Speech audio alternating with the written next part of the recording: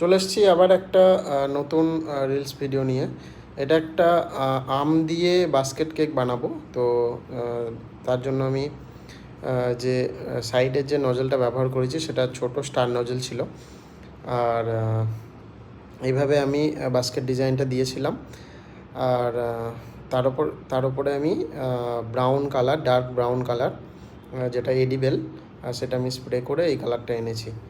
তো তোমাদের যদি ভালো লেগে থাকে ভিডিওটা, অবশ্যই চ্যানেলটি সাবস্ক্রাইব করে দিও, লাইক কমেন্ট করে জানিও কেমন লাগলো। আর এইভাবে আমি আমটা কেটে নিয়েছিলাম ছোট ছোট পিস করে করে, এবং উপরে একটা একটা করে সব সাজিয়েছি।